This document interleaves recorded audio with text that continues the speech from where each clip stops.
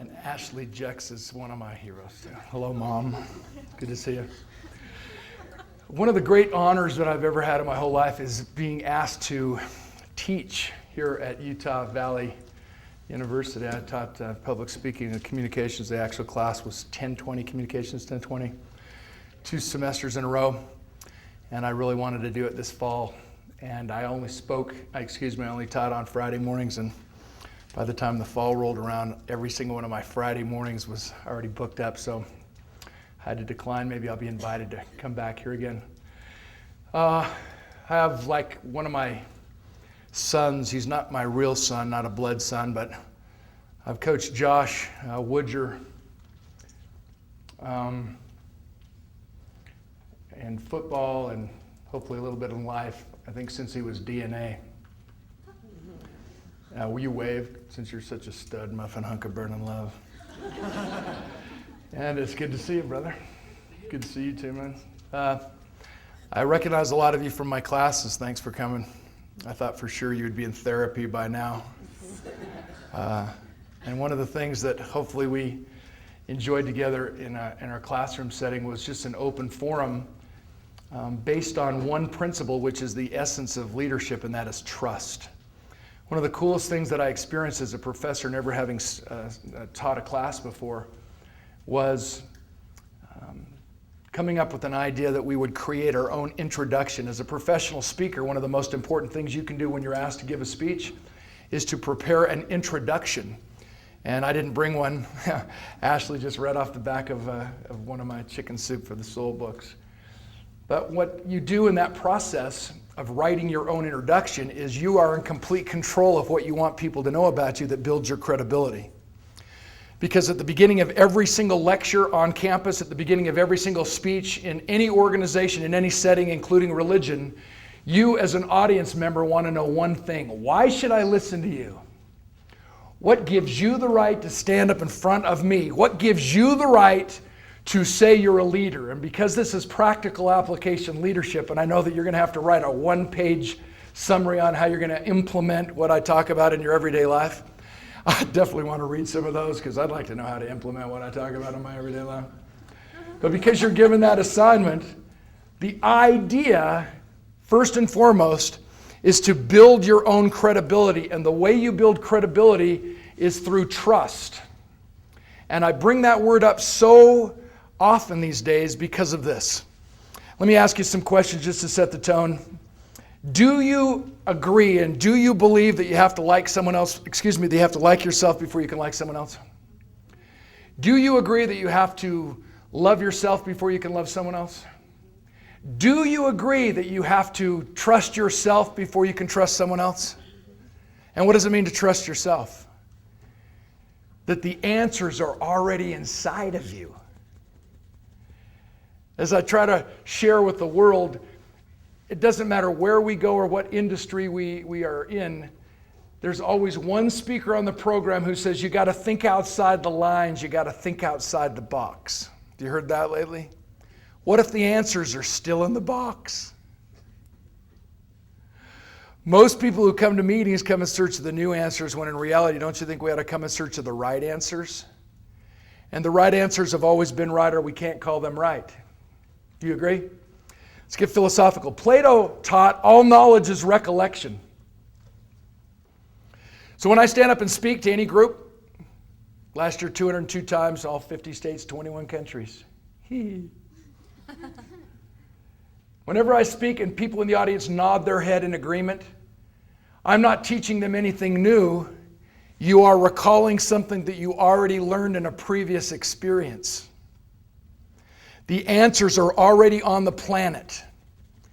The answers are already inside of you, which means that if you can trust yourself, you immediately build credibility as a leader and validate once and for all that leadership is not voted on. It has nothing to do with the title.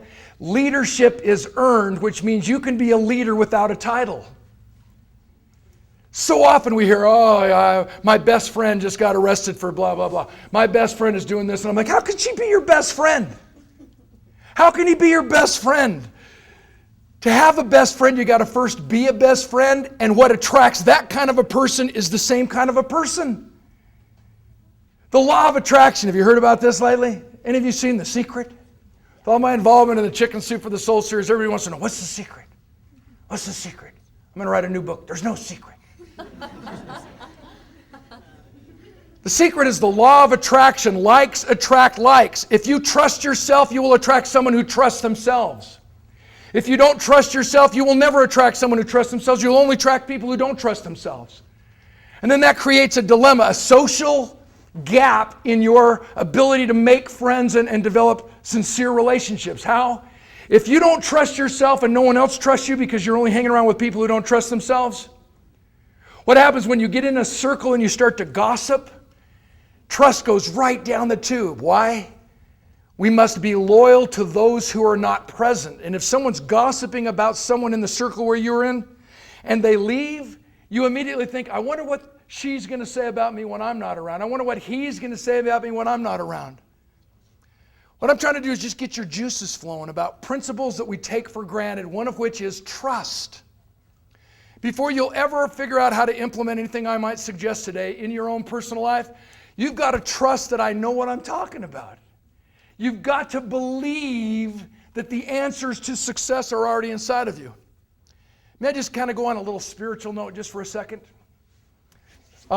Because of what I do, oftentimes I have people come up and they want to kill themselves. They want to talk to me about, I'm going to kill myself. Life sucks, I'm depressed. And the best answer I can give a person who's got themselves in that kind of a predicament is this. Please remember this, regardless if you're religious or not. This has nothing to do with religion. It has to do with spirituality. You are an infinite being. You are an eternal being, which means the age of your body has absolutely nothing to do with your success or failure. Which means that regardless if you're 15 or 32 or 65, it's never too late to begin a dream. It's never too late to believe, no matter what your past has been, you have a spotless future. It's never too late to understand that when your attitude is right, your abilities will always catch up. When you know that regardless of what happens with this body, you will live on, it changes your entire perception of reality. And no matter what happens to you, you will always find a way to get back up and go again. That to me is fundamental to leadership, and it's practical application 101. Because if we cannot wake up and say, wow, there's more to life than just today, we will get so discouraged when we get knocked down that very seldom will we ever get back up and go again. And if we don't get back up and go again, how can we expect to lead anybody else to do it too? Interesting concept, just getting your juices flowing before I really get into what I want to talk about and then conclude by lip-syncing 3 Ashley Simpson songs. Let me throw out another principle that's really on my mind. Expectations, Leadership 101. One of the greatest object lessons that I can use when I go into an NFL locker room, and walk with me, you walk into a locker room of National Football League players, 53 athletes on that football team, and the collective worth of their salaries in one room is $1 billion. Something's wrong with this thing. So how do you motivate them? Can't motivate them with money. Everybody thinks it's money motivation. You pay me more and I'll jump ship. I'll come and work for you if you just give me better benefits. That's the stupidest thing I've ever heard. Think we're money motivated? What do you say to 53 professional football players who make more money than most of us will ever see in 27 lifetimes? You can't motivate them with money.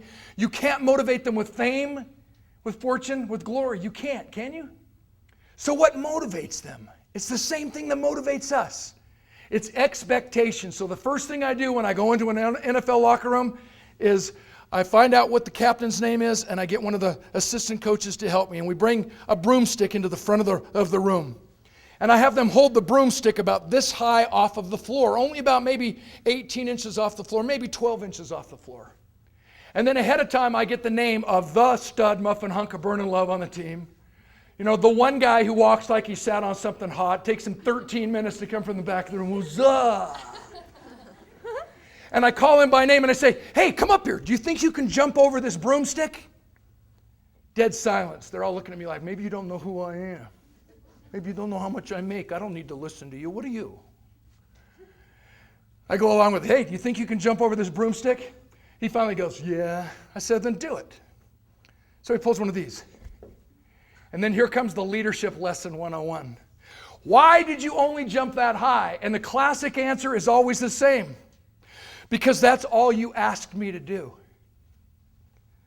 And then I know ahead of time the reason why I picked this guy is because he's got the highest vertical leap of anybody on the team. Dallas Cowboys. They had a guy who just stood there and he could leap 41 inches high. That's unbelievable. So, hey, I know you can jump 41 inches high. Why did you only jump 18 inches? Why did you only jump 12 inches to get over this broomstick? And again, he says, because that's all you asked me to do. Interesting concept about leadership.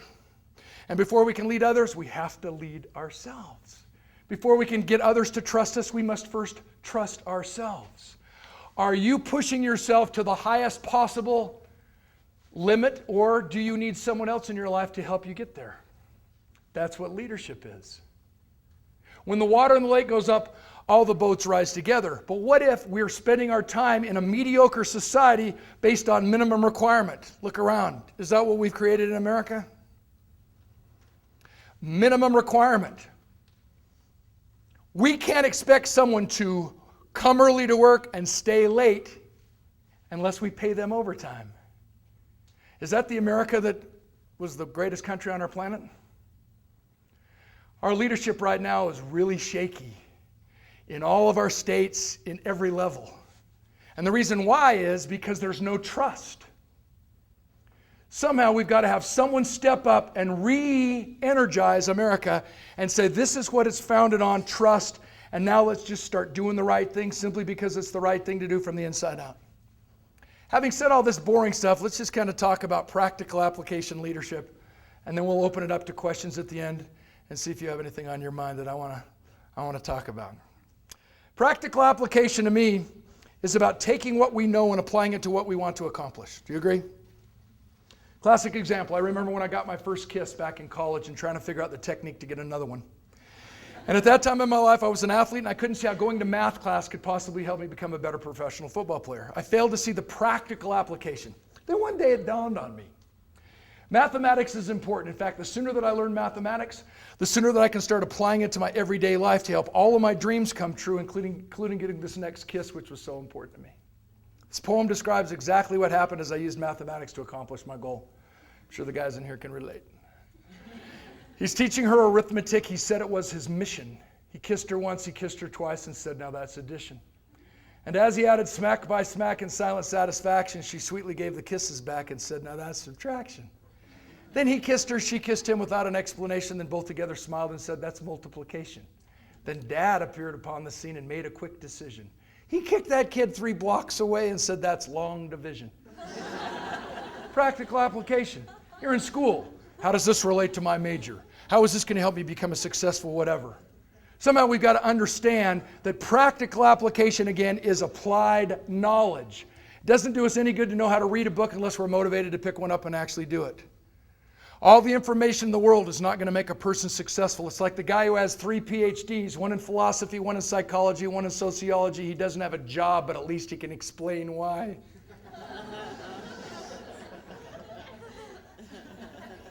It's not about grade point average. It's about practical application of the knowledge that you garnered as you went to class. I was not on the honor roll every time. One time I came home with a report card, had 4 F's and 1 D on it. My dad's response, son, looks to me like you're spending too much time on one subject. That was a joke. I think it's funny. Some of you are like, wow, that's not funny. Wow, you stupid idiot. Why would I wheel the piano over here? As soon as Ashley mentioned in my bio that I was a songwriter, recording artist, I decided I would teach you something about practical application leadership. And it stems from music. How many of you are musicians? What do you do? Drums. That's not a musician. You just beat on things, man. You play? Yes, I play the cello. Cool. You're on drugs, man. Piano. Cool. So I'm a guitar player. I'm going to just hack away here in a second. Anybody else who plays? What do you do? Very cool. Bass guitar. Wow. Hardest one to find in a band. Yes? I play the harmonica. You do? I should just give you the rest of my time. This is so cool. How many notes are there in music? 8? Contraire mon frère, in the year 1685, a very famous music composer in Western Europe, he decided he wanted more options. He's the guy that put the black keys on the piano. There are 12 notes in music. 7 white keys, 5 black keys. 12 notes. They repeat themselves every 12 tones. That's what we call an octave. How does that relate to you? How does that relate to leadership? How does that relate to practical application? Every single song ever written was written with the exact same 12 notes. Do you know this? The only difference between one song and another song is the order in which those 12 notes fall and the timing and spacing in between the notes. Proof.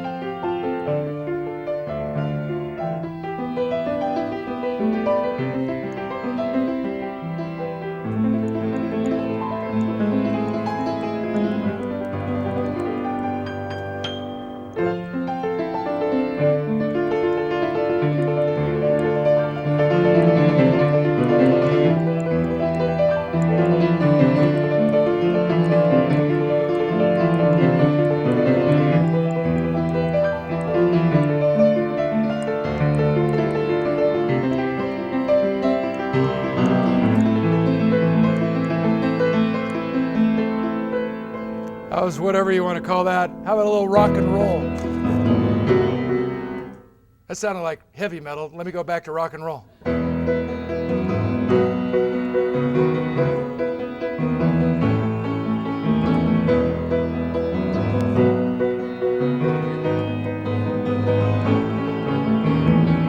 then rhythm and blues. So, my point. Yeah. My point, every single one of those different genres of music was written with the exact same 12 notes. So here's the question of leadership, of practical application, the question we should raise every single day when we wake up. What's the difference between a hit songwriter and a lousy songwriter? They have access to the same 12 notes.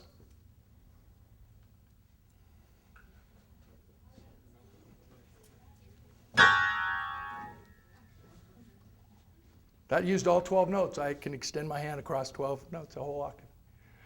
What's the difference between a great banker and a lousy banker? They have access to the same economy, the same interest rates. I drive 45 minutes one way to bank, and never once have I ever asked what the interest rates are on my loans. If money becomes the topic of conversation, it means the presentation is weak and the relationship is non-existent.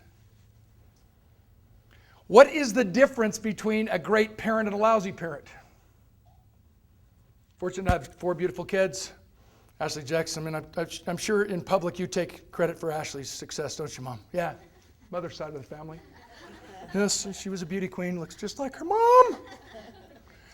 That's not fair. We all try to take credit for our perfect kids. That's not fair. They came that way. Josh Woods is one of the smartest guys I've ever been around in my whole life, regardless of the age. He came that way. Love his mom. She can't take credit. I can't take credit. You want to prove you're a great parent? It's when your kid comes home, half his head shaved, carburetor stuck in his nose. Then you got to step it up, don't you think? 22 earrings over here, miniature towel rack over here. It looks like he fell down the stairs with a tackle box. What's wrong, man? Sorry you got mugged with that staple gun. Can we talk on Friday? What's the difference between a great coach and a lousy coach? They have access to the same field, the same rules, the same pool of athletes. What is the difference? What's the difference between a great teacher and a lousy teacher?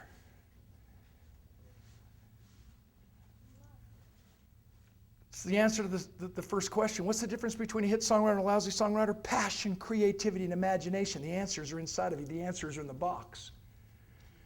So now we've gone full circle. If you want to trust someone, you got to first trust yourself. That's how you attract people who trust themselves. And only when you trust can you raise each other's expectation, raise that little bar up, and invite one another to jump a little higher, to stretch a little further, to go a little deeper, do whatever it takes to succeed. You can write a hit song every day if you wake up with the mentality that you're a songwriter. No matter how many hits I've had in the past, today, what am I going to do today with the exact same 12 basic, boring, naked notes to write another hit song that people would enjoy, that would take them to the next level? So teachers, they have something in common with a professional speaker like myself. Professional speakers are weak, oftentimes because we have this little attitude that it's easier to change the audience than it is to change the speech. So I might be on the program with three guys, and same three guys in a month. And when we, rendezvous someplace, how was your week? What happened? Oh, they loved me on Tuesday. Man, the audience sucked on Friday. They act like it's about them, when it's about the audience, is it not? And educators are just as guilty as we professional speakers. It's easier to change the students than to change my curriculum. It's easier to change the students than it is to change my teaching style. And if they don't get it, it's their fault. How sad and weak is that? The difference between a great teacher and a lousy teacher: passion, creativity, and imagination. The answers are inside of us. Wish I had a boombox up here. I could put on a magnificent display from the world of music to make my point. We could play a Rachmaninoff piano concerto using all 88 keys on the piano. We could play a little Wynton Marsalis smooth jazz. I'm a guitar player. We could play a little Stevie Ray Vaughan, a little B.B. King. We could play a country ballad like My Wife Ran Off with My Best Friend and I'm Going to Miss Him Dearly. Are any of you into country music? My best country song so far: Had I Shot You When I Met You, I'd Be Out of Jail by Now. Are you into country music, man? It's good to see you there, bro. Every single one of these songs was written with the exact same 12 notes. What are you doing with yours? Are you reaching your potential? Let me ask you a question. Somebody answer. Can you exceed your potential? Growing up, did you ever hear this? You have so much potential. My parents used to say that all the time. Dan, you have so much potential. What they were really saying is, you lazy butt. Why don't you do something with your life? Right? Can you exceed potential? No. You misjudge it. I'm 6'5.5". I can't be 6'7". I can't. If you're 5 feet, you can't be 5'4". You can't exceed your potential. You can't exceed your capacity. What we must do is fill it, reach it, fulfill the ultimate capacity and potential as a human being. And the only way we can do that is if we surround ourselves with leaders. And in order for us to surround ourselves with leaders, we've got to be a leader. Likes attract likes. Are you still with me? So let's talk law of attraction. Everybody wants to know, what's this law of attraction? Best way I can explain it is in two ways. Number one, played football with a guy 6'6", 285 pounds, bench press 500 pounds, ran a 4.6 40-yard dash. Second round draft pick by the Philadelphia Eagles, NFL team. After 2 years, he's traded with a huge contract, a huge bonus to my Oakland Raiders. He's in the National Football League for 4 years and quits, walks out of practice and never plays again. Why? Why? He liked being a football player, but he hated playing football.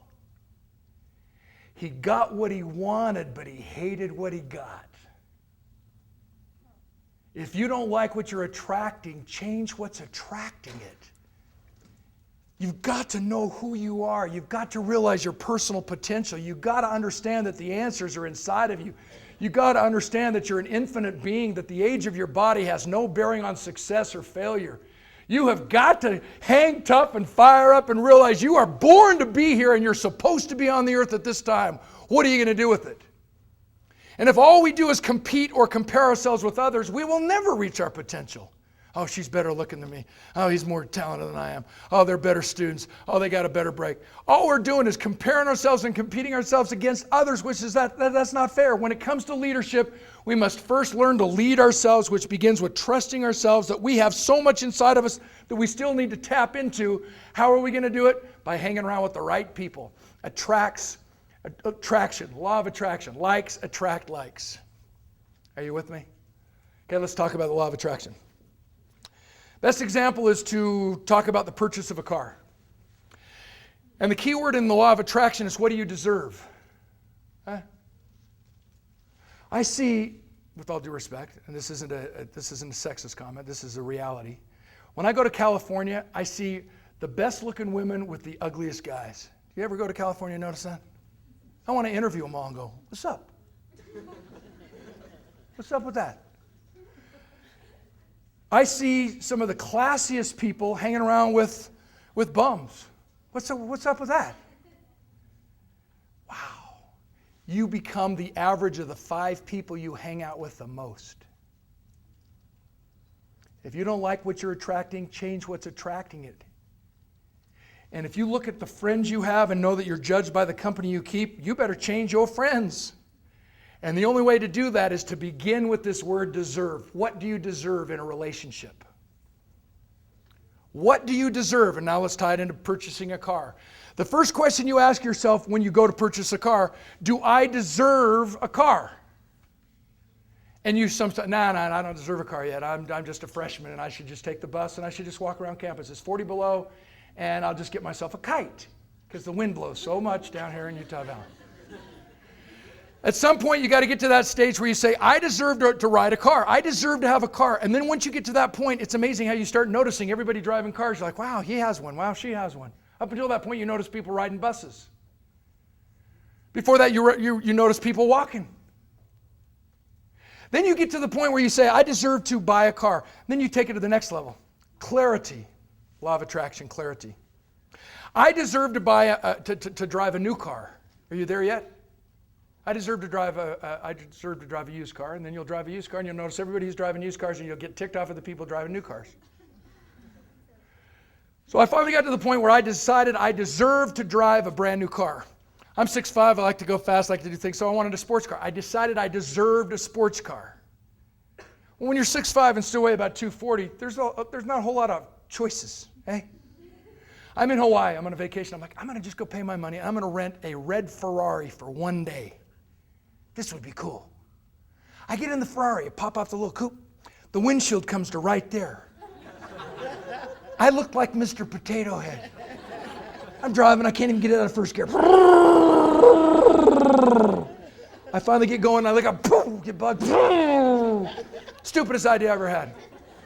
The only sports car I can fit in is a Porsche because those Carrera seats are right on the floorboard. I have good headroom. What happened when I finally decided I deserved to buy and drive a brand new Porsche? Suddenly I started noticing other Porsches on the highway. Test yourself. There was a guy at the end of my street, he was driving a Porsche. I'm like, man, I didn't know that, man. What is he doing, selling drugs? What's going on around here, man? What's up with that? Then I got really clear. I deserved to drive a 911S Targa with the whale fin on the back, a turbocharged Porsche. What happened? As soon as I got clear and decided I deserved to drive that car, I noticed all the other 911S turbocharged Porsches with the whale fin on the back. I couldn't believe how many there were. I'm like, oh my gosh, man, they're all over. Then I got real clear. I wanted to drive a charcoal gray 911S Targa turbocharged with the whale fin on the back. And what happened? It's like one of you ladies go into a dance and you think you have the only dress like this and there's 9 other women there going, oh, what a drag. I was told this was a one of a kind. I couldn't believe how many people had the exact same car I had. And you know what happened? It was so impressive to me because now that I became clear on what I wanted, I was attracted to those who also became clear on what they wanted. Can you tie this into your belief system? When you know what you believe, you will notice other people who believe like you believe. About core values, about ethics, about honesty, about trust, about love. It's so important that we understand this law of attraction begins with clarity, begins with, I trust myself because I know I have so much potential. I know the answers are inside of me. I just got to hang around with the right people who will help me get it out and do the right thing simply because it's the right thing to do. That's leadership. Let's not have an election. Let me give you a title and a little hat. It's not leadership. So what happens? You immediately attract others, and it's an instantaneous brotherhood, an instantaneous sisterhood. I pull up into a left-hand turn lane in my Porsche. All of a sudden, a car exactly like mine, a Porsche just like that. Somebody who was just as clear on what they wanted and what they deserved as I was. Pulls in the left-hand turn lane. Instant brotherhood. He flashes his light. I'm like, dude. He's like, I'm like, yeah.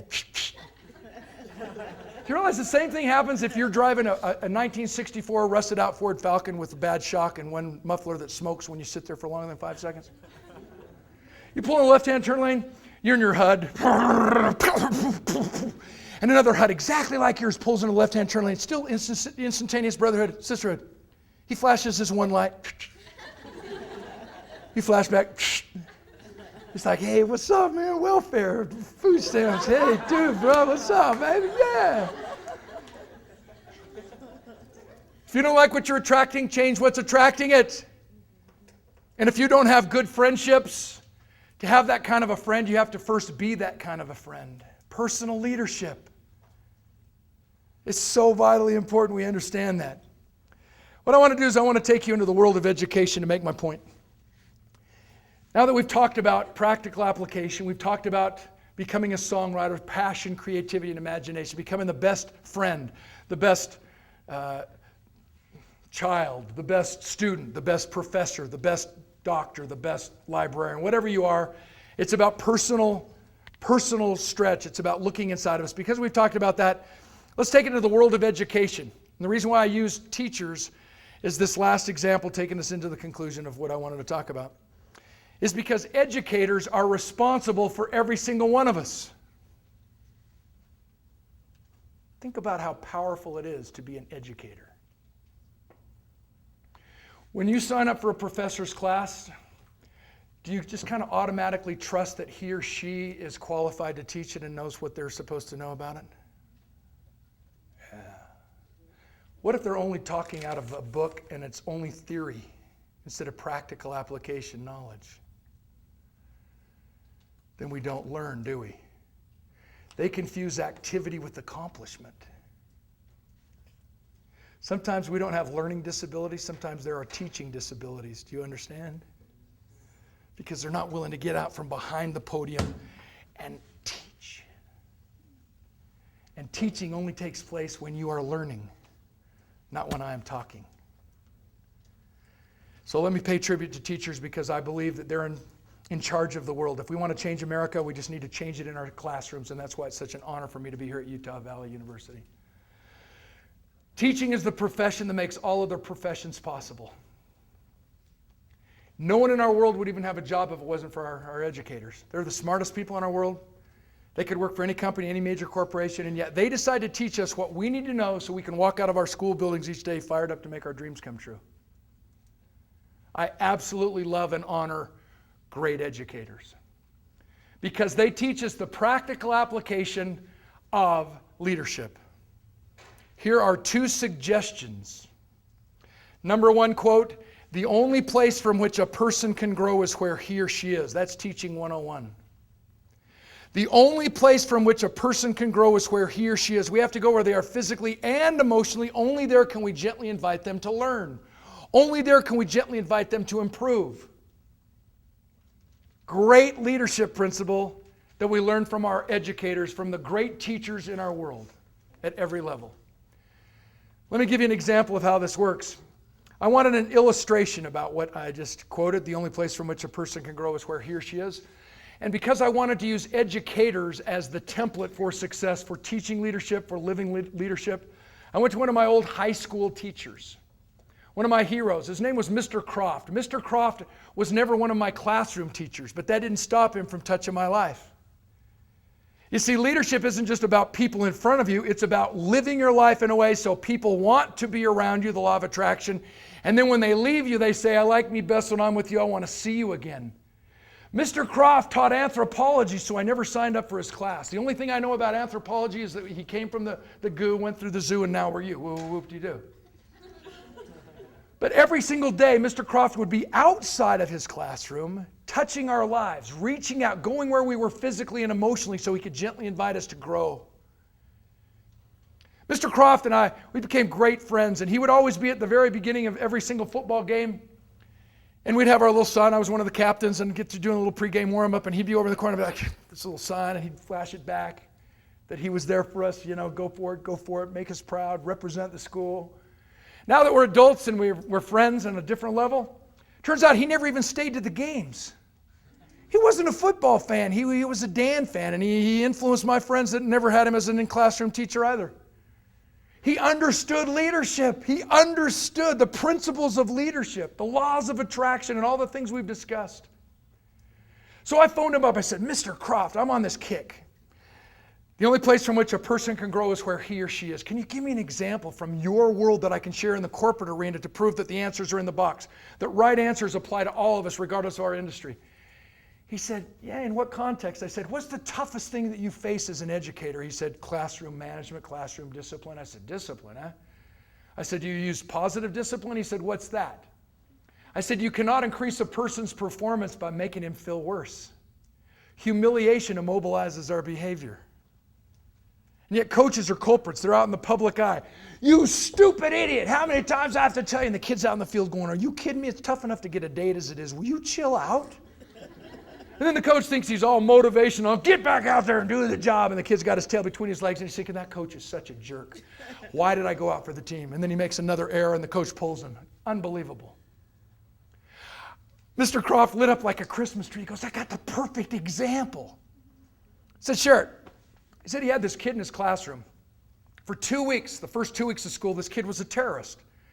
He interrupted the whole class. Have we ever been around people like that? They're just trying to get attention any way they can. He said he disrupted the entire class for 2 weeks. He couldn't get anything accomplished. I said, so Mr. Croft, what did you do? Did you kick him out? He got this offended look on his face. He says, Danny, I've taught school for over 25 years and I've never kicked a kid out. I've never sent a kid to the office. He said, if you lose contact with him, how can you influence his life? I'm like, are you kidding me? I've been in schools before where you walk in, there's a long line of students out the principal's office, down the hall, out the door, past the 9A bus stop. They have tans. They've been out there for 4 months. What's wrong? I got caught screwing goldfish into the pencil sharpener. I'm on murderer's row. I said, so what did you do? He said, I couldn't give up on the kid. For 2 weeks I investigated, and he discovered that this kid played in a rock and roll band. And Mr. Croft discovered that this kid, his rock and roll band was playing in this very Friday night in a smoke-filled honky-tonk redneck bikers bar out in the bushes somewhere. So Mr. Croft talked 5 of his fellow teachers into going with him so that he wouldn't be stabbed all by himself. Now visualize this heavy metal, just kind of wild place. And the heavy metal band's on stage, they're doing their thing, and here comes Mr. Croft and his 5 colleagues. They always wore Argyle sweaters and matching Argyle socks. We called them the GQ crew. They come strolling in the back of this biker's bar, and all of a sudden the band stops dead in their tracks. Coom! Smoke billowing in the rafters. Every single eye on that now quiet dance floor turns and they check out Mr. Croft, and you can hear the lead singer through the microphone talking to the bass player. He says, man, who are those 6 proctologists just came in the back door? Cat says, man, those are teachers from my school. Cups his hands and yells across the dance floor, hey, Mr. Croft, what are you guys doing here? Mr. Croft says his heart starts pounding up into his neck. He has cotton mouth. He can't even breathe. He can barely swallow. He says, we heard your band was incredible. We came to support you. Feeling a little more acceptance, the carburetor fell out of the lead singer's nose. It's like, dude, now Mr. Croft felt more acceptance. Yeah, we heard your band was groovy and we came to check you out. A few giggles from the communication gap. Mr. Croft and his fellow teachers only stayed there 15 minutes. That's all the noise they could take. Friday night. Question. Monday morning, was this kid a discipline problem in Mr. Croft's classroom? No way. Was this kid a discipline problem in Mr. Croft's classroom for the rest of the school year? No way. Was this kid a discipline problem in other teachers' classrooms for the rest of the year? Way. What's the difference? Their knowledge of the curriculum? No! The only place from which a person can grow is where he or she is. We have to go where they are physically and emotionally. Only there can we gently invite them to learn, to grow, to be responsible citizens. It's at the heart and soul of teaching. It's at the heart and soul of parenting. It's at the heart and soul of coaching. Do you understand? It's at the heart and soul of leadership, regardless of what field of endeavor we're engaged in. How could you be a better employee? How could you be a better friend? It's so easy. Find out when one of your friends, as you get a little older and you have some children, you find out somebody who's working in your office, their child is in the school play. So what do you do as coworkers? What do you do as friends on the street? What do you do as college roommates? You find somebody's in a play someplace, somebody's performing. What do you do? What do you do as a Center for Leadership here? Wow, man, yeah. Ashley's in this play. We got to go. And you show up, and Mrs. Jex is like, "What are you doing here?" Where Ashley was in the school play. She's a tree. She's just holding a branch in the shadows. So, we heard she was the best tree at UVU. We are here for you. And you know what happens when you understand the law of attraction and setting expectations and hanging around with the right people and doing all the right things because you like yourself and you can like others? You love yourself, you can love others. You trust yourself so you can trust others. And all these things that we've talked about are now practical application implements, practical application tools, if you will, for leadership. When that happens, it's amazing what happens afterwards and the residual impact you can have on others. Mr. Croft was my hero. And he taught me to give more than you take away. So as I got a little more established, I decided I'm going to volunteer as a Little League football coach. My first year coaching, Josh was not on the team. 13-year-olds, none of them had ever played football before. One dude showed up at the first practice with his pants on backwards. Why would you want a pat on the back? I'm like, hey, no questions asked. He just couldn't bend over. So I had to figure out who could catch, who could throw, who could run. I had to formulate a team in my own mind before we ever got into the season. What would you do? I lined up these young men into 2 equal lines, and I just started throwing them passes. Go out for a pass, I'll throw it to you. 2.5 days into practice, out on the field walks this tall, little, skinny kid straight from class. Reminded me of myself. He was so skinny he had to jump around in the shower to get wet. I said, may I help you? He says, yes, coach, I want to play football. Real intense kid. I said, really? Don't you want to go home and change your clothes? He had on his jeans, his loafers. He said, coach, I've already missed 2 days of practice. I don't want to miss any more. Is it okay if I stay? I'm like, good answer. He said, yeah, get in line. Comes time for him to go out for his first pass. I drop back. He goes out for his pass. I launch this pass. It hits him right in the head. Goes over, runs over, picks up the bowling ball, races it back to me, hands it to me in my chest, gets back in line. I'm like, whoa, that's pretty amazing. Comes time for him to go out for his second pass. I drop back, throw the second ball, hit him in the other side of the head. Like, whoa, what's up with this? He goes over, picks up the bowling ball, races it back, hands it to me in my chest, gets back in line. It's like Jane Fonda. He's over there trying to stretch out. He's doing those little things. I'm like, whoa. Comes time for him to go out for his third pass. I had to get him the ball. I drop back. I carefully unleash this long, high floater, kind of a wounded duck. You see the slow-mo, he's running. He dives for the ball, can't catch a cold little on a football, lands right in the middle of a mud puddle. He's not discouraged. He runs over, picks up this mucky, mossy ball, races it back to me, slaps it to me in my chest, gets back in line. I'm like, I better have a talk with this kid before he kills himself. Pull him out of line. Hey, dude, we got to have a talk. I said, why are you here? I said, why are you playing football? Are you here because your dad wants you to play football? Are you here because your friends want you to play football? Why are you here? I'll never forget his answer. He looks up at me with those big brown eyes. He says, coach, he said, I'm here because I want to play football. And I promise if you'll help me, I know I can do it. I said, what's your name? He said, Tommy Croft. I said, does your dad teach you anthropology? Excuse me. Does your dad teach anthropology at East High School? He goes, I think so. I said, get back in line. Here was my chance to be a Croft to a Croft. Here's my chance to put something in that I'd been taking out for all these years. That was the first time in my life that I understood practical application leadership. That it's not what the title is, it's what we do when we're given an opportunity, if that title gives us that opportunity, good. But it's what we do in any situation where leadership becomes automatic and we don't have to think about it. We just rise to the occasion and make sure we do the right thing simply because it's the right thing to do. And when we start doing that, people like to be around us. I've said that so many times. Do you agree that at the end of the day, it's not what you do, it's who you do it with? Proof, do any of you have horses? Any of you ever seen a horse? Do you realize when you put a hard-to-catch horse in the same field with an easy-to-catch horse, most of the time you end up with two hard-to-catch horses? In the human experience, you realize when you put a healthy child in the same room with a sick child, most of the time you end up with two sick children? Moral of the story, to be great, to be disciplined, to be healthy, you have to hang around with the great, disciplined, and healthy ones. When you become parents, we have to bite our lip, bite our tongue so often. But the tendency is to say, don't hang with him. Don't hang out with her. Why? Yeah, bad influence. They might not be physically sick, but they're emotionally sick, and we can't take a chance. The flip side of that when it comes to leadership, put yourself in the position of a loving mom, a loving dad who has a troubled child. And they know that the only way that troubled child can find him or herself again and get back on the track is if they hang around with disciplined, healthy, great ones. So if you're serious about being a leader, what we have to do is strengthen ourselves so that the hard-to-catch horses and sick children do not make us sick, do not drag us down, do not take us away down a different path that we had decided upon before we started to play. We've got to be strong as individuals before we can help others strengthen themselves, and that's leadership practical application 101. So as I challenge you to leave here and write your one-page practical application implementation essay, the question is not what will you do, it's who will you be. And too many times in college, the only question we ask is, so what do you major in? What are you going to do for the rest of your life? What job are you seeking?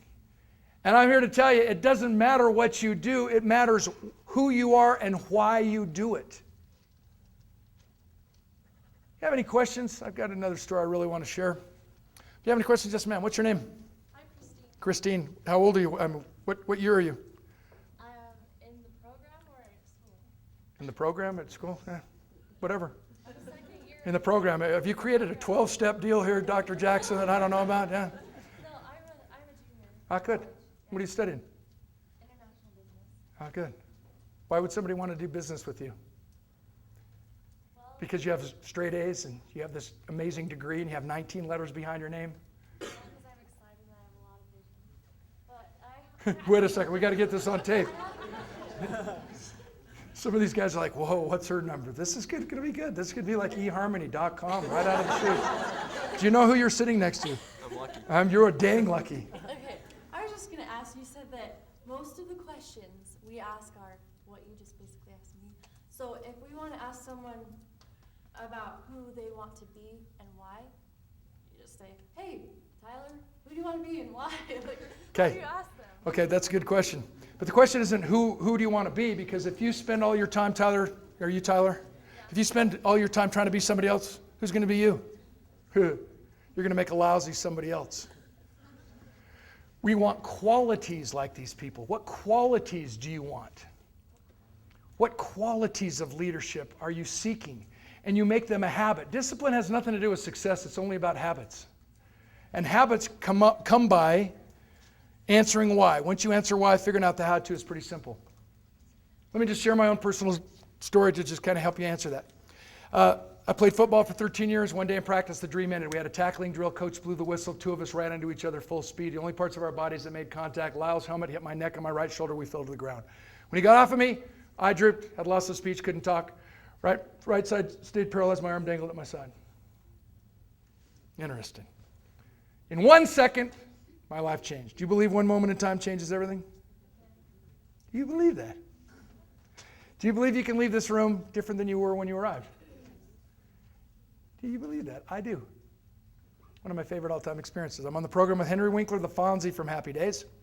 One of the funniest guys I've ever met. He decides he wants to take some time off, treat himself to a matinee movie. Slides in through the side exit door of the theater. As Henry Winkler shuffles himself through the aisle, he finds himself a vacant seat. As Henry Winkler turns to sit down on the chair to look up at the movie screen, the little girl sitting right behind him smiles this giant smile, points her finger and slowly says, Fonzie. Henry Winkler immediately snaps into the Fonzie character from Happy Days. Hey, whoa. And the lady sitting next to the little girl passes out. Henry Winkler milks the moment. Whoa, I thought this only happened on TV drama. Hey, how cool is this? Whoa. Theater manager comes out, takes care of the woman's needs. She's lying in the aisle, cold pack on her forehead. She is asked one question. Why did you pass out? She said, my little girl is autistic. And that is the very first word she has ever spoken in her entire life. How dare anybody get themselves in a situation where they want to end their life because Johnny broke up with me or Ashley stopped smiling at me at the drinking fountain. Or I just flunked a test. Or I just got in this big accident. This car hit me. You see, you're infinite beings. You got to hang tough no matter what. And if you don't have a steady relationship right now, change what's attracting. People are not attracting people to you. Well, I don't want to be around him. He's negative. I don't want to be around her. I don't want to be around him. He's so easy to get what you want and then want what you get. And the reason why I bring that up is because when I hit rock bottom, I lost my identity. I thought I was a football player when in reality that's just what I did. It's not who I am as a man. And when we identify ourselves in terms of what we do instead of who we are, we become a human doing instead of a human being. Unacceptable of success is what we seek. Back to my story. I hit rock bottom. I was paralyzed for 1 full year. It took me another year to get better. Everybody wants to know, why were you paralyzed? The answer is because I was asking the wrong questions, and this ties right into what you asked me, my friend.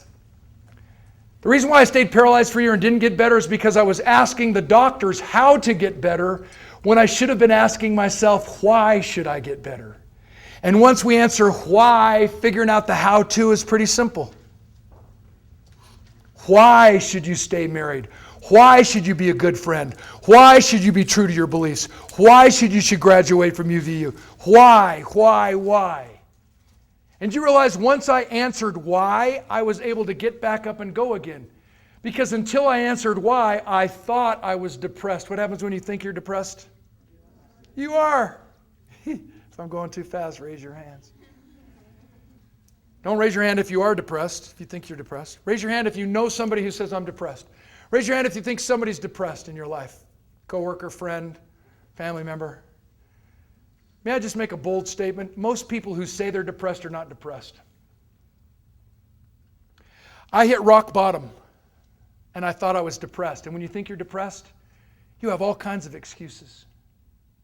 You start thinking things through, and you enter into the paralysis of analysis, and pretty soon you lose focus, and you don't understand why you're even doing anything, and you just become this robot. And of course, if you're a robot with no passion, creativity, and imagination, and no purpose, you're going to get down, but you're not going to be depressed. The reason why I was able to get back up is because I discovered through the question and answer process, there's a giant difference between being depressed and being disappointed. Giant difference between being depressed and being discouraged. And if you're disappointed or discouraged, just dream a dream. Hang around with some folks who will fire you up and get you to believe that you can't quit. It's a league rule. People come to me all the time, yeah, I'm depressed. I'm like, so let's just figure out your life. Let's just draw a little circle. Physical, mental, spiritual, emotional, social, financial, and family. There's 7 areas to life. Let's just make it a little wheel. And you grade yourself 1 through 10, and let's just go to the dotted line. Okay, physical, you're pretty good shape, taking good care of yourself, you're about an 8. Okay, mentally, yeah, you're in school, you're really working hard. Maybe that's a 9. Spiritually, maybe it's a 7, you got it together. Emotion, blah, blah, blah, blah. Anyway, you draw this little, you connect the dots, you draw the wheel, and all of a sudden you realize that it's not circular at all. You're like this. And you realize that's why your day is a rough ride. So you don't give up and say, I'm depressed. What you do is you round out your wheel. Got to just do a little bit more today on my physical. Just a little bit more today on my physical. And if you feel like you're overweight and sluggish, don't raise your hands. And if you ladies look at yourself in the mirror as a fat failure, is that productive? I'm a fat failure. That's negative. What if you just turned it around as a positive and you said, I've been very successful at putting on weight. I feel better about myself. And because I've gained weight 1 pound at a time, we don't just gain weight in one day, do we? My buddy Bubba Bechtel, funniest guy you'll be around. 5'11", 340 pounds. He gets us to laugh about ourselves and our bodies, that we're okay the way we are, let's just get better. He opens up his country comedic act by saying, hey, you think you're successful? I beat anorexia. I got it into permanent remission. It ain't coming back. He says, I haven't always been this big. My doctor put me on a dehydrated food diet for 6 months, and one day I got caught in the rain. I gained 400 pounds like in 1 minute. It was the saddest thing I've ever seen. Let's laugh. Come on. Weight. Oh, I'm depressed about my weight. I can't lose it. Maybe you're big boned. Maybe you're not supposed to be skinny. Maybe you're just supposed to be the best you can be. Would have thought? Who would have thought? Anyway, I'm rock bottom. And because I started asking the right questions, I was able to get back up and go again. And when you have motivation, when you have a big why, it's amazing what can happen. Eh? And if you have whys, have you answered why you need to go to school and graduate? Have you answered why you are very important and you should never give up on yourself? Broken clock is right twice a day. Never give up on anybody, especially yourself. You wait long enough, that clock's going to be right twice. You're like, dude, man, yeah, I'm okay. Do you understand what I'm trying to say to you? That you are supposed to be here. And I only share that through personal experience because when I hit rock bottom, I had to figure out a way to get back up and go again. And the only way I was able to do that is to answer why I should. Do you have a big enough why in your life? Do you? What's your name? Gwendolyn. Gwendolyn, what a beautiful name. Gwendolyn. Hey, Gwendolyn, can I buy your dinner at 7 o'clock? And she says, no, I'm busy. Can I buy your dinner at 7 o'clock? Please. No, I'm busy. I've got all these things I have to do. I've got this appointment. I got this. Oh, really? I have 2 round-trip tickets to Hawaii, 7 days, all expense-paid trip, and you got to be packed, and you got to be to the airport by 7. Oh, yeah. No problem. You see, it was a big enough why. You got to have a big enough why. Do you believe you can if you think you can? You believe you can if you think you can? Tyler, I'll pick on you. No, I won't. Any gentlemen in here married? Hey, Caleb, you married yet, man? You married? You're married? Who's married? Ah, good. Are you, what are you, man? You in the Guard, the Reserve? What are you? Oh, very cool, man. Been to Iraq and Afghanistan. Good for you, man. I think we should all wear BDUs, man. So what's your name? AJ. AJ. And your wife's name's? Jeannie. Jeannie. Okay, I'm going to talk to AJ just for 1 second. You answer the questions, and this is a long, long answer to the sweet question. Here we go. AJ, and what's her name again? I'm sorry? What? What's your wife's name? Jeannie. Jeannie. Brain damage.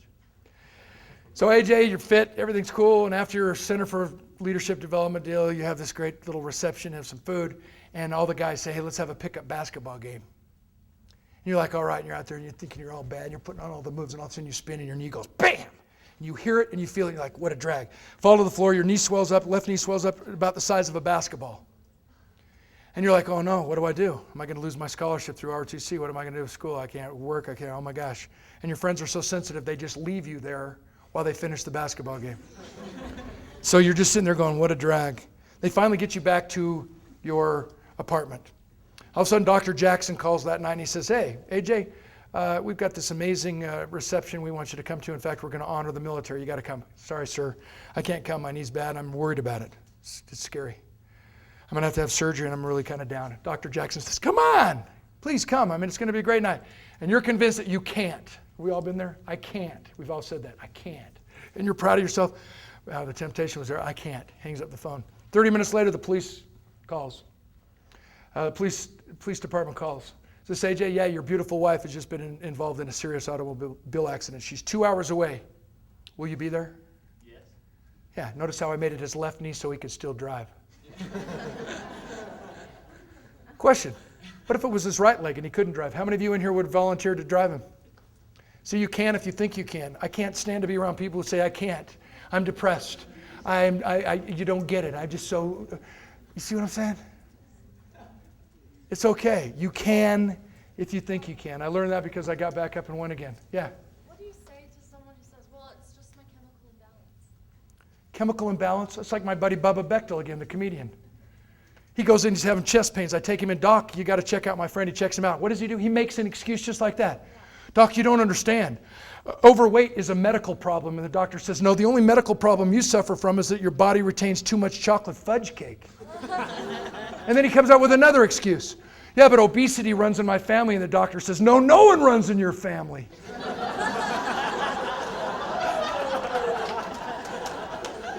It's called the fierce facts of reality. Why do we always have to tiptoe around the facts of reality? Do you want to become the best that you can be? If you do, hang around with people who will encourage you to do it.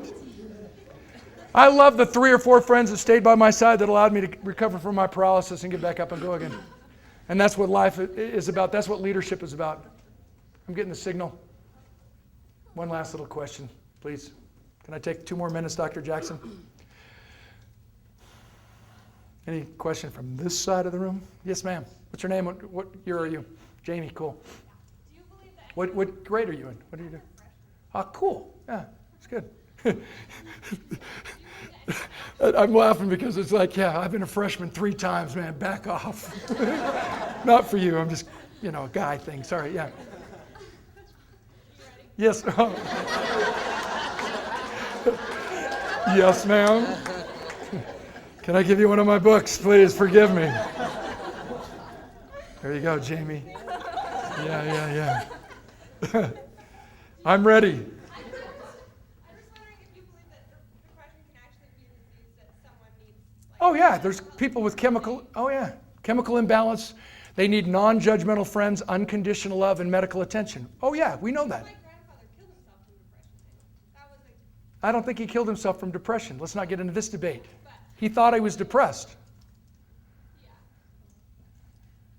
I hang around with so many people who just dream these mighty dreams and they just wake up early and stay up late. And they don't have time to get lonely and to get down on themselves. And the only time depression came up was when his autopsy stuff came back. No one ever said that's the word, but when it came back, it said they had that imbalance. So I was just wondering if no, there are people. Yeah, please. And I'm not Tom Cruise. I'm not slamming medicine. No, it's good. But there's a commercial on TV right now, and it cracks me up. It's a 60-second commercial. And the first 10 or 15 seconds tell you the name of the commercial, the name of the product, and it basically says, if you're depressed and your medication is not working, take this. And then the next 45 seconds tell you all the side effects. Your nose is going to grow, your arm's going to fall off, you could die on Tuesday. But take this if you're still depressed because your other medication isn't working. I'm like, hang with me for a week. We will laugh, we will cry, we will make mighty things happen. We will raise money for charity. We will have the greatest week you've ever had. Has nothing to do with a chemical imbalance. It has to do with hanging around with people and say, come on, man, let's go. Somehow that ties into leadership. So I'm so glad you asked the question, Jamie, because too many of us, we just, she's got problems or he's got problems. No! Come on! Let's go! ADD, ADHD, all the letters. If they had tests when I was in high school, I would have qualified, I would have tested out, I would have been the valedictorian of all the bad guys. And as a football coach, it's interesting to me how you get the ADD, how you get the attention deficit disorders, the Shia ones, the ones that are way fanatical. Eh? And they show up to practice and they're never late, they never jump off sides, they memorize their plays, and they are leaders in a football program. And people outside of that have labeled them, and the expectation they set for them is the low bar. That's all we expect. You're slow, you're down and out, you're lonely, you're quiet. I'm saying, don't even tell me what your past is. Let's just fire up, man. Let's just go do something. And it's that simple, my friends, leadership. So let me just boil it down to just one final story. My grandfather was involved in many, many different aspects of life and leadership. He spent a lot of time in the Netherlands, and he shared a story that has touched my life forever. There was a fishing village in the Netherlands. It was a small village, but because the entire village was involved in the fishing industry, it required that they had a rescue rowboat team in case of a disaster at sea. And one night the storm came, the waves were raging, the wind was blowing. The rescue rowboat team captain sent out the siren, and the rescue rowboat team assembled on the shore. And because it was a big deal to send out someone into a stormy night, the entire village showed up with their lanterns lit. And they stood there on the shore with their lanterns held high as they watched this rescue rowboat team disappear through the foggy night, piercing its way through these storm waves coming into shore. An hour went by, and finally the captain at the top of the tower could see the returning rescue rowboat and the team aboard. And he said, "Were you able to find this distressed vessel at sea that had sent out the SOS?" And they yelled back, "Yes, we were able to locate it." And they came ashore and they just climbed out of the boat, physically exhausted, and fell face first on the sand. You can imagine just fighting the waves in the stormy night. Word came back to the captain that because of the predicament that they found themselves in at sea in the stormy night, that because of the number of folks on this distressed vessel, they had to leave one guy still at sea. The captain of the rescue rowboat team had made an executive decision at sea that if they had to put one more person on the rescue rowboat, it would have capsized and everyone would have been lost. So they left one at sea. Scrambling, the captain of the rescue rowboat team, hearing the news, he says, "Well, my guys, let's assemble a second rescue rowboat. Let's assemble a second rescue team." And young 16-year-old Hans steps forward and raises his hand. He said, "I'll go." And his mother grabs his elbow and says, "Hans, don't go. You're all I have left. Your father died in a sea accident many years ago, and your older brother Peter has been missing at sea for over 2 weeks. Please don't go." And Hans, in his maturity, looks at his mom and he says, "Hey, Mom, if I don't go, who will? When it's our turn to step forward, we must respond." That's Leadership 101. When it's our turn to step forward, we must respond. "Choose me, here am I, send me." So reluctantly, his mother lets go of his hand, lets go of his arm, and he joins the rescue rowboat team. They disappear through the foggy night. An hour later, which seems like an eternity, the captain on the tower sees the returning rescue rowboat. He hears the cheers go out along the sand. Every single one of the villagers starts waving their lantern, trying to guide them safely into shore. And as they pierce through the fog, young Hans is standing in the front of the boat, and the captain of the rescue team from the tower yells out, "Hey, were you able to find the lone survivor?" And Hans yells back, "Yes, and tell my mother it's my older brother Peter." Leadership. When are you going to step it up? When are you going to believe in yourself so that you know you have what it takes inside of you to step it up? Not because you ran for an office or got some title, but because you know that you have the answers inside of you. You trust yourself, which means that others will be attracted to you who also trust themselves.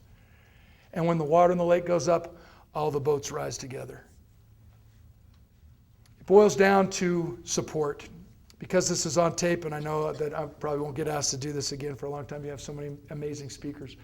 Let me just publicly thank Dr. Bruce Jackson. If I made a list of 5 people in my life that have inspired me the most, Dr. Bruce Jackson would be on that list. And when an old lady dies, an entire library burns to the ground. Not saying that Dr. Jackson is old, but he's a natural resource. If you have any opportunity to pick his brain and pick the brains of your professors, make appointments, flatter them. Please teach me what you know. And I guarantee that will teach you more about leadership than you'll ever learn in a book, page 62, because you have an assignment to read the theories of this or that. If you really want to be a leader and you can practically apply anything that I've talked about today, it boils down to this word, support, and it's how I always conclude. Mother encourages her daughter to come home as soon as school is over. The time comes, the time goes. 30 minutes late, her daughter walks through the front door of her home and her mother scolds her. "Where have you been?" She says, "Oh, Mommy, I walked my friend Sally home. She dropped her doll on the sidewalk. It broke all to pieces. It was awful." Her mother said, "So you're late because you stayed to help your friend pick up the pieces of the doll and put it back together again?" She said, "Oh no, Mommy, I didn't know how to fix the doll. I just stayed to help her cry." Be there for each other. Leadership isn't about rah-rah and words. It's about just being there, understanding, going where they are physically and emotionally, gently inviting them to be better because they're around you. That's my message. I challenge you to take advantage of UVU, one of the great institutions in our country. Take advantage of your professors, your classes, each other, so that every day people leave saying, "I like me best when I'm with you. I want to see you again." God bless and have a good day.